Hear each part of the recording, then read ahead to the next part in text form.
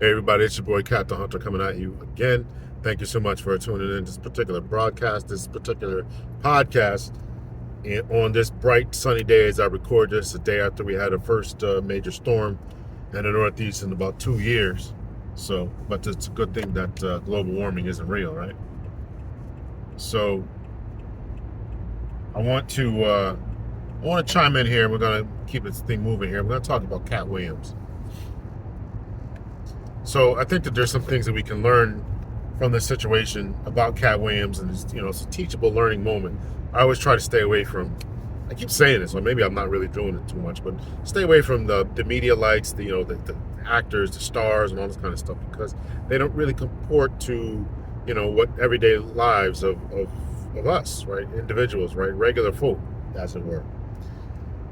But I think that there's a teachable moment here that we as men should really try to do, try to learn from, and try to apply in our daily lives, because that's what we're doing here, and trying to improve the lives of men. So, first thing, let's talk about Katt Williams. Katt Williams is a comedian who was famous, more famous, I would say, around. He had some good stints on the Boondocks, Friday After Next, or Next Friday, whatever those movies were that he was in. A couple good stand-up routines. I can really only remember maybe two good stand-up routines, or shows, and I'm not going to try to remember what the names of them are. But anyway, so that's who he was, and so he goes on Shannon Sharpe's podcast. And shout out to Shannon Sharpe, who was blown up since his exit from ESPN and his time with being with Skip Bayless, I think his name is. Anyway, so he's blown up with his podcast, doing things and signing people and all this. So shout out to him, and he had Katt Williams on, which was a volatile, comedic rant of a podcast that really shocking, in instance to me.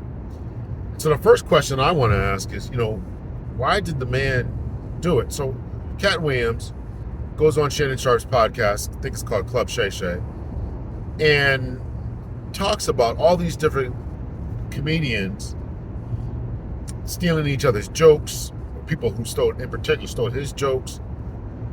Talked about comedians stealing other individuals' jokes. I think he alleged that Steve Harvey stole, I forget the dude's name, Curry from Hanging Mr. Cooper, whoever he is, right? 1990s routines and all this kind of stuff, right? So, man, it's just, since that time, everybody's coming up with memes and stitching things together, showing that, yeah, maybe there was some joke stealing going on. Look at what Katt Williams did. Look what Cedric the Entertainer did. And look at Hanging with Mr. Cooper in comparison to Steve Harvey's show. I don't remember the name of his show, but he was a music teacher, I think. 1990s music teacher going back to his high school, whatever the name of that show was. So, doing the same premise of a show from Hanging with Mr. Cooper to Steve Harvey's show, whatever the name of that was. So, listen, they recreate things, and there's always a family show. I don't even know why that's a big deal, but, there's always a recycling and recreating of ideas and all that. So anyway, so my point is that what was the point of him doing that, right? Is this just a matter of being butthurt? Is this a matter of him having his feelings hurt because he thought that he should have been more famous, got more shine, having more whatever than other individuals? Now, I don't know about people's finances. I don't know how they know people's finances, but if you look this up, something like that, these people's net worth is in the $12 million, $20 million range between Steve Harvey and between Cedric the Entertainer. And I'm saying those two in particular because he being Katt Williams, went off on being asked to join the Kings of Comedy tour or something like that. So, but then when you look at his net worth in comparison to, as I mentioned, or Cedric the Entertainer, et cetera, his net worth, his being Katt Williams' net worth is only $2 million. How they get these numbers, I never know how people know. Are they disclosing it? Are they rummaging through people's tax receipts? I don't know how people get these numbers. So anyway, why did he do it? Why would this man go out there and do this, man? Why would you think that this is an okay thing to do? Why would you think that this is an okay idea to engage in? And he's got 7 kids and he's raising them, and I can't imagine doing that. I'm not saying you should be hurt and offended when you get passed over for things, or when things don't go your way, or when people steal your material, or you put in all the work and they get to shine, or your boss gets to shine, or doesn't give you the credit. I'm not saying that you shouldn't feel some type of way about that. Yeah, definitely. That you certainly should feel some type of way. You should let it be known in a professional manner. Whether that's, hey, listen, this is what happened, and this is, I'm the brains behind this idea, etc. And we're gonna part ways, or whatever you're gonna do, or take my talent somewhere else, or start your own business company, whatever. Let it be known that stealing of intellectual property and not giving one's credit for the property is not something that's allowable. So as men, right, as we're trying to establish ourselves, develop ourselves, encourage ourselves, become the best versions of ourselves, how should we handle situations where you feel slighted, where you feel looked over, passed over, you didn't get the promotion, you didn't get the credit, etc. How do you deal with that, man? How do you deal with that? How do you keep moving? Right? I think that you've got to be honest with yourself. You've got to be honest with your team, honest with your boss, and say that this thing shall not stand. And in a professional manner, I'm not saying go in there flipping over tables and yelling and screaming, and next thing you know, you'll be getting escorted out by security, possibly facing charges, catching cases over this. It's certainly not worth that effort, but it is worth your time, energy, effort, and money to understand that your life, your value, intellectual property has value, and so you ought to be able to develop a professional method in order to handle this type of stuff. So what does that professional method look like, right? So resign, quit, take back your intellectual property if feasible, and or just move on and create your own stuff, your own business, your own podcast, your own whatever, right? Those should be the professional methods of doing that. Getting on the air, getting on a podcast, getting on TikTok, getting on social media, broadcasting your disputes is never acceptable. It is never. And it's becoming more acceptable. It's not acceptable to me, and anyone that I would say is operating in any type of level of masculinity and manhood. I can't imagine doing that, right? So we have to be able to move in silence, in a certain way, run silent, run deep, move in silence, whatever you want to call it, right? And be able to get your point across and let people know that and that this thing shall not stand and shall not be tolerated.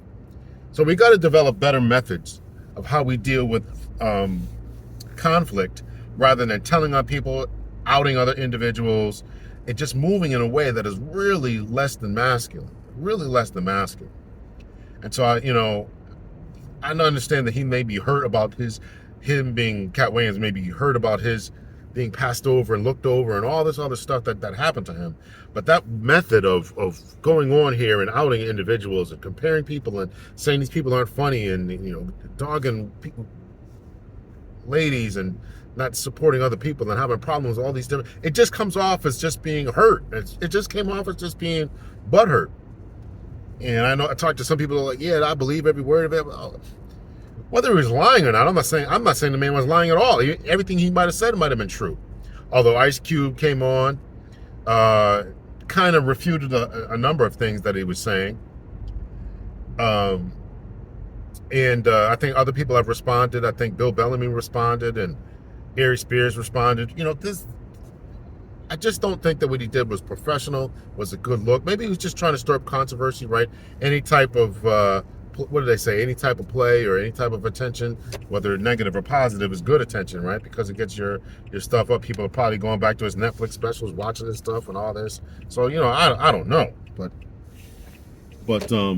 I just don't think that it was very much. It was a good look at all. So listen, we got to develop in this, and I'm not saying we don't know what to do, but I'm saying we got to employ the mental fortitude in order to carry these things out. That's what I mean by developing. Or we don't know what to do I'm not saying that we shouldn't know what to do along those particular lines. I'm saying it's the execution of it. It's one thing to be in a situation where you are. It's one thing to be in a situation where you are challenged by efforts of individuals around you. It's one thing to be in that particular place. It's one thing to be in a place where you don't know, how to operate and all that. But it's another thing to be in a place where, in a mental place, to be able to execute those types of things, right? Execute. You got to be in a place where you know how to. So it's not just, okay, you're confronted with a situation, you're confronted with whatever you're confronted with. You got to develop the mental fortitude, the testicular fortitude to carry through those things that you know are going to be beneficial. It might feel good to get it off your chest, to punch somebody in the face, to go off on somebody, let somebody know, who you is, and who they're messing with. Okay, that's great. But what does that get you in the long run? It gets you shut out, blackballed, as it were, ostracized, kicked out, on some type of list somewhere where you're not going to be hired or approached anymore. That's all it's going to get you. So what I'm saying is we've got to develop this fortitude that we know how to execute for the best of ourselves. That's what I'm saying. So I'm not saying we don't know what to do. It's okay. Yeah, it's great and it's fine in theory to do X, Y, and Z. Okay, that's how I plan to do this. But when you get in the excitable moments, right, and you get a few drinks in you or whatever, as Katt Williams he was drinking on or before the show. I didn't watch the whole 2.5 hour, 3 hour, whatever it was. I didn't watch the whole podcast. I just saw bits and clips because I'm busier to be sitting around watching that for 3 hours. But you got to be able to execute that type of thing. So that's what I'm saying. You got to be able to execute, keeping your mental frame, maintaining focus, and all that. So you got to be able to do that, develop that, and all that. So let me know your thoughts and your opinions about how Katt Williams handled this situation. Do you have more respect for him than doing that? Do you have less respect for him going out here outing people? Did it just come off as this guy was just butthurt that he didn't get enough attention, right? And so how do we and further, how should I execute maintaining frame, maintaining focus, maintaining purpose when and if you're confronted with negative aspects and people who seem to be subverting you at every turn? Till next time, much love and peace.